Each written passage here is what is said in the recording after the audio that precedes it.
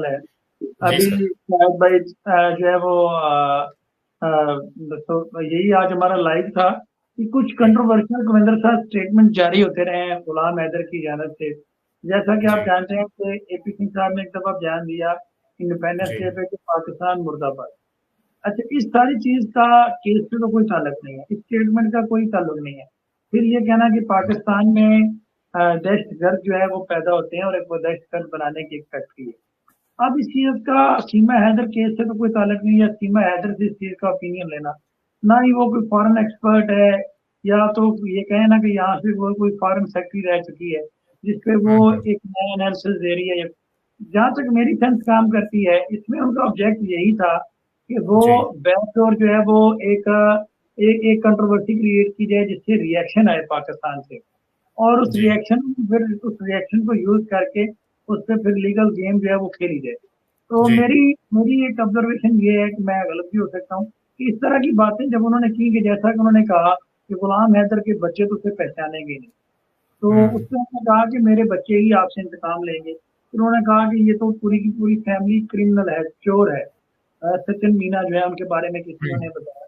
तो इस तरह की जो स्टेटमेंट है उनको यूज करके एपी सिंह वहां पे कोई क्रिमिनल कार्रवाई कर सकते हैं कि इनको अगर वहां पे जाएं कोई अरेस्ट करवा दें या कोई ऐसा मामला हो बिल्कुल सकता सर। है।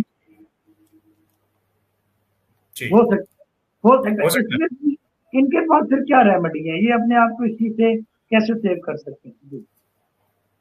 देखिए, अगर इन केस मान लीजिए वो आते हैं इंडिया के अंदर, और डेफिनेटली सर ये चीज तो होगी, वो चुप तो कराना चाहेंगे डेफिनेटली।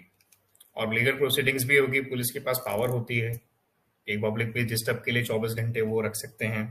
और फिर कोर्ट के अंदर क्या होता है वो एक अलग बात है। और 24 आवर्स से रख सकते हैं, अरेस्ट भी करवा सकते हैं, जेल भी जा सकते हैं, वो एक पूरा एक प्रोसीडिंग रहेगी। रेमेडी की हम बात करें इसके लिए स्पेसिफिकली, तो उन्होंने जो गलत स्टेटमेंट दिए, देखिए वो स्टेटमेंट तो हम वापस ले नहीं सकते हैं। इसके लिए डिफेंस होंगे, वकील साहब को बनाना पड़ेगा, जो भी होंगे वकील साहब, उनका डिफेंस उन्हें तैयार करना पड़ेगा। इस बारे में खैर मेरा भी विचार फिलहाल के लिए तो यही है कि जितना हो सके अवॉइड करें इंडिया आना अभी के लिए। क्योंकि अगर वो आएंगे तो सर ऑब्वियस सी बात है, उन पे एक्शन तो होगा डेफिनेटली, सामने वाली पार्टी छोड़ेगी नहीं। नहीं, इसमें एक चीज है, आप नहीं समझते कि ये सीधी सीधी नाइंसाफी है कि एक खातून ने जिसने कानून की धज्जियां उड़ाई हैं, जिसने फॉरेन एक्ट जी को तार तार किया है, इलीगल तरीके से वहां पे एंटर हुई, वहां पे जी जो इदारे हैं उनका मजाक उड़ाया, इलीगल डॉक्यूमेंट्स जनरेट किए, वो बनाए, फैब्रिकेटेड जी डॉक्यूमेंट तैयार किए, जिस तरह से उसने आधार कार्ड बनाए। तो वो जो है वो उसको सेलिब्रिटी बनाया जा रहा है, उसको एक बड़ा अच्छा ट्रीटमेंट दिया जा रहा है। और जो शख्स लीगल फाइट कानून का सहारा लेने के लिए जा रहा है, जी अदालतों का दरवाजा खटकाने के लिए वहां पे जा रहा है, उसके अगेंस्ट कार्रवाई हो जाए, तो ये आप नहीं सर ये समझते? जी जी। जी जी जी केस बना ही ऐसा है। फयाज फयाज भाई क्या कहूँ मैं आपसे, केस ही इस तरह का बनाया गया। स्टार्टिंग के अंदर उन्होंने प्रॉपर एक्शन लिया नहीं। अगर स्टार्टिंग से प्रॉपर एक्शन लेते तो बात कुछ और होती।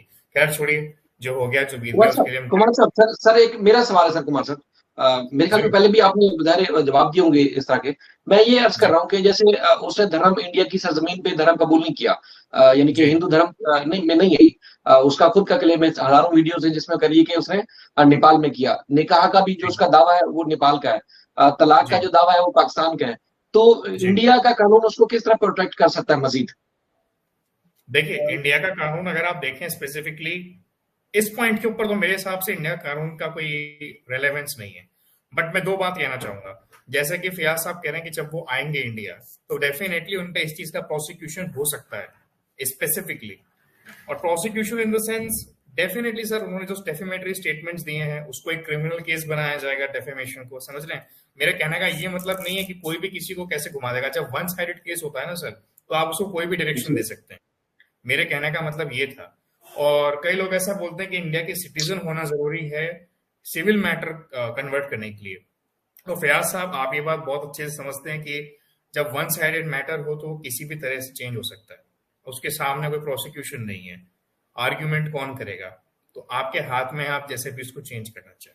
नहीं सर, एक चीज है ना कि जुर्म जी रियासत के खिलाफ हुआ है, यानी कि रियासत का कानून तोड़ा है, रियासत ने अपनी मुद्दत में एफआईआर काटी है।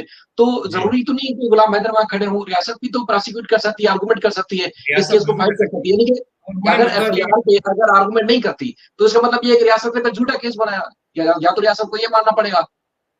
जी बिल्कुल, एक्चुअली हुआ ये कि जो मुद्दा उन्होंने रखा गया है कि प्यार के अंदर आई है और उनके ऊपर तो डोमेस्टिक वायलेंस हो रहा था, ये तो जीने की कगार पे नहीं थी, बच्चे बहुत ज्यादा परेशान थे पिता से, तो इन्हों को ये जो है सचिन को मिले और सचिन के भी यहाँ पे बिकॉज सचिन इंडिया का सिटीजन है तो उनके नेम पे ये आए।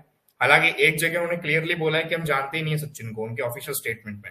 एक ये मैं आपको बताना चाहूँ, आप तो जानते होंगे शायद साहब, आप तो इस कोर्ट के मामले में। ऑर्डर में लिखा हुआ सर, कोर्ट के ऑर्डर जी में नेत्रपाल के और सचिन के कोर्ट के ऑर्डर में बेल में लिखा हुआ है कि वो जी कहते जी हैं जी हमें इनके बारे में नहीं पता ये कौन है, हम नहीं जानते इनको। जी हाँ सर, बिल्कुल बिल्कुल, ये डबल साइडेड गेम है।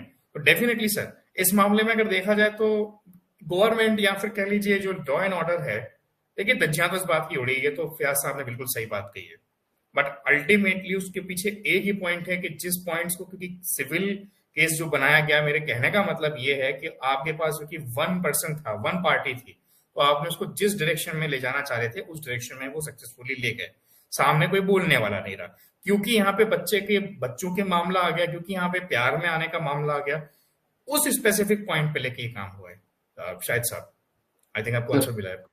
जी जी जी जी जी जी बहुत शुक्रिया। यहाँ पे फैसल भाई आपका कोई सवाल है तो काइंडली करें। अच्छा, मेरा एक सवाल ये है कि ये जो जिस तरह से भी शाहिद भाई ने सवाल किया, ये जितने भी हमारे डॉक्यूमेंट्स हैं जी इंडियन कानून के मुताबिक, तो अगर ये देखा जाए तो अभी तक गुलाम हैदर, अगर इंडियन लॉ की बात की जाए तो वो तो स्टिल इन मैरिज उसके साथ इंटैक्ट है, गुलाम हैदर की, उसके साथ सीमा हैदर की। तो जी उसके पास कोई ऐसा डॉक्यूमेंट नहीं है जिससे वो साबित कर सके कि डिवोर्स है।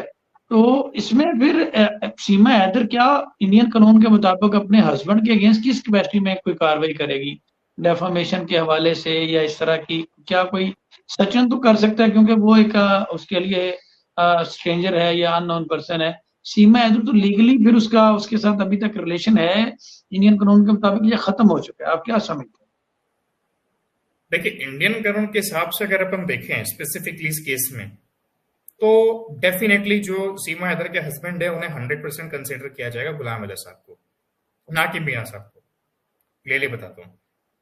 तो अब यहाँ पे हम बात करें कि सीमा हैदर उनके ऊपर क्या लगा सकती है, तो सचिन बिकॉज एक स्ट्रेंजर है वो लगा सकते हैं, जहां तक जितना मैं जी अच्छा, यहाँ पे जो अभी आपने बात की कि वो हस्बैंड है, क्या एक और मेरा सवाल आपसे ये है, इंडिया में पेरेंटल किडनैपिंग होती है कि जैसे हस्बैंड एंड वाइफ में इशू हो जाए बच्चों के हवाले से और उनमें से दोनों में से जाके कोई FIR दर्ज करवा दे, क्या इसमें सिविल सूट ही फाइल किया जाता है या वहां पे FIR भी दर्ज होती है इस हवाले से?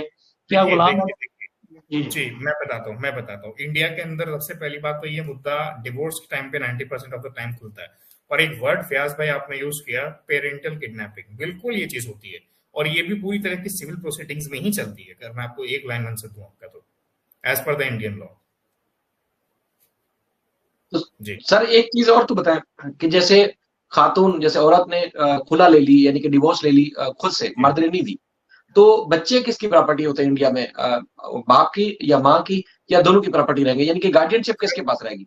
आपका सवाल ही बड़ा गजब है यार। आप शायद भाई एक बात समझे, जब डिवोर्स दिया ही नहीं गया, डिवोर्स तो दोनों पार्टी की तरफ से होगा ना, एक वन पार्टी डिवोर्स तो कुछ होता नहीं है शायद सब। नहीं नहीं सर, नहीं मैं ये सीमा को नहीं बोल रहा, मैं जनरली जी एक बात करूं, जैसे उसके क्लेम के मुताबिक, सीमा के क्लेम के हिसाब से कि उसकी डिवोर्स हो चुकी है, तो अगर इंडिया में वहाँ इंडियन नेशनल अगर उनकी डिवोर्स हो जाती है, तो बच्चे में से कानून के मुताबिक किसकी प्रॉपर्टी रहती है? गार्डियनशिप किसके पास रहती है? बाप के पास या माँ के पास या दोनों के पास रहती है? कोर्ट के फैसले के हिसाब से, जो ऑनरेबल कोर्ट फैसला देगा। नहीं तो मतलब गार्डियनशिप, माँ कहीं दूसरी जगह भी शादी करना चाहे तो कर सकती है, तो कोर्ट का तो नहीं, लेकिन सेटल लॉ भी तो होगा ना सर। नहीं, मैं बताता हूँ, मैं आपका क्वेश्चन समझ गया। देखिए सर, यहाँ पे होता क्या है वैसे, जैसे मान लीजिए जब कोई डिवोर्स का जो प्रोसीजर रहेगा फैमिली कोर्ट में जब मामला चलेगा, तो उस स्पेसिफिक पॉइंट के ऊपर कस्टडी की जब मुद्दा उठेगा तब वो ऑनरेबल कोर्ट का फैसला देगा। इसके लिए एक स्पेसिफाइड कोई कानून नहीं है कि जो गार्जियनशिप है वो स्पेसिफिकली हस्बैंड के पास जाएगी, तो पिता के पास जाएगी या मदर के पास जाएगी। एज सच कोई कानून नहीं है, अगर मैं सिर्फ लॉ की बात करूं तो वैसे ज्यादातर ये प्रैक्टिस क्या है सर? प्रैक्टिस क्या है वहां पर कि अगर रेडगी हो जाती है, शादी टूट जाती है, डिवोर्स के लिए फाइल किया जाए, ओके, इंटरिम मेंटेनेंस